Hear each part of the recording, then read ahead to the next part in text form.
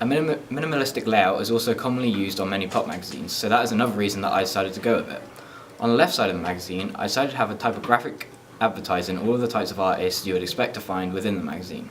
I wanted to stick with the minimalistic and modern style that I had been going with throughout the rest of the magazine. On the right hand side of the cover, I had a few different articles featured that you would expect to be able to find in the magazine. I made sure to include names that would attract the most audience, such as Justin Bieber and Adele. Using artists in this way is a common convention that I have discovered on all pre-existing magazines, as it is done to attract a wider audience. My contents page is a lot busier than my front cover. I feel like this is something that is imperative to a contents page, as it needs to show the audience what type of content that can be found in the magazine. I have also done this as it follows common conventions that can be found in other pop magazines such as Billboard. This is a magazine that I felt connoted similar stereotypes that I wanted. By making the contents page in this type of style, it also connoted Stanley Hall's 1904 theory that youths are rebellious. For the contents page, I wanted to keep the structure very clean yet not feel empty. I decided to split the contents page up into different sections. This made it easier to read and flow better when the audience was looking at the contents page. The first section at the top of the page has the word contents featured in a similar style font as the one that can be found on the front cover. The main section of the contents page is where all of the featured articles can be found. Each article has been broken up into smaller sub-articles. These are news, album reviews, interviews, features, and events. This again helps break up the page and makes it easier to read for the audience. The biggest image in the page, is of the same artist that was featured on the front cover.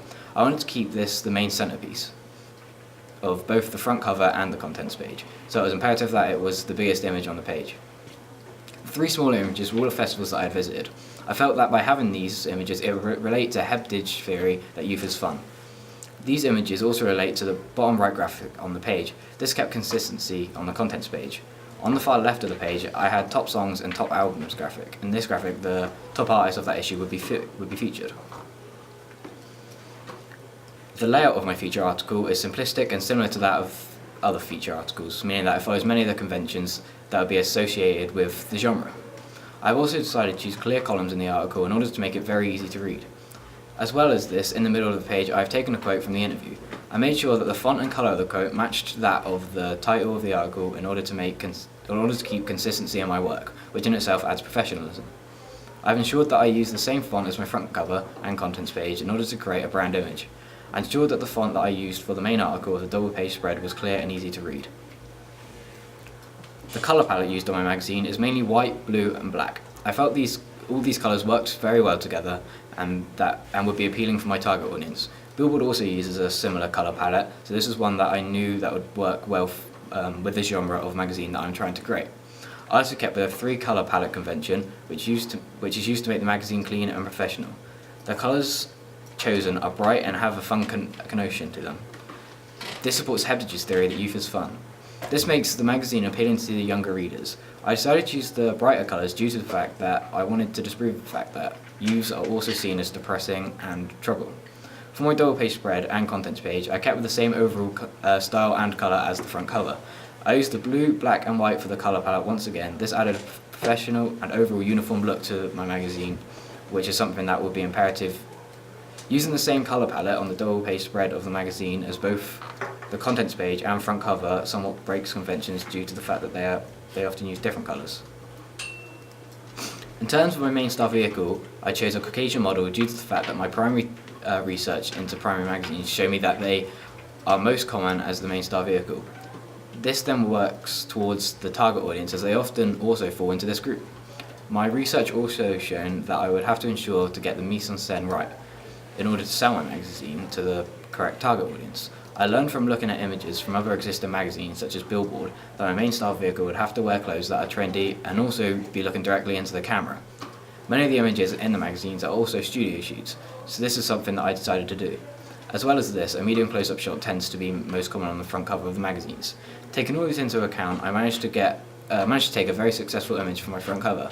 I made the main style wear a grey Nike sweatshirt and a black snapback as well as black skinny jeans.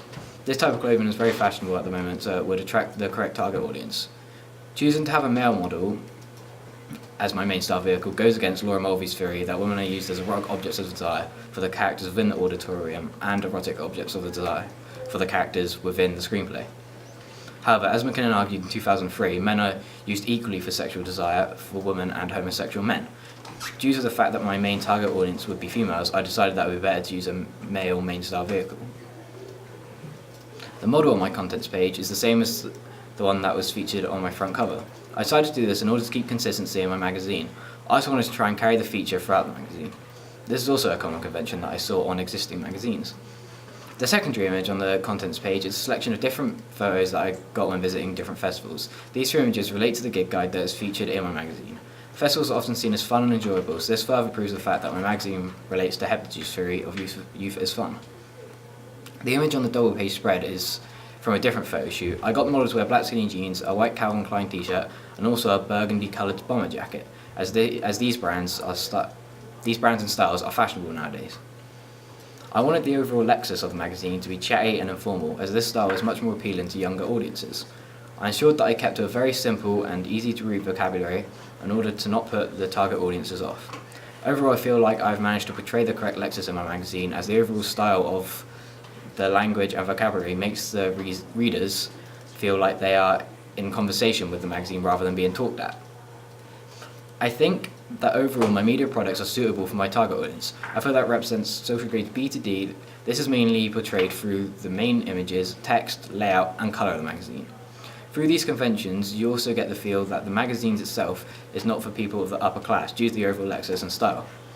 The double page spread on many magazines tend to focus on a rag to riches style story, so this is something that I ensured was used in my media products. This shows that the main style vehicle, although being in the social boundary A, now originated from the one that was more relatable to the readers. The majority of people that read my magazine will be in their teens. This means that I had to ensure that the magazine would be suitable for youth culture, connoting common stereotypes such as Youth is Fun by Dick Heptage. In my primary target audience research, I asked what age range my target audience would be, and the majority of people answered 12 to 18. This shows me who my target audience would be. I feel that my magazine successfully represents this target audience through the use of mise-en-scène images and my choice of vocabulary.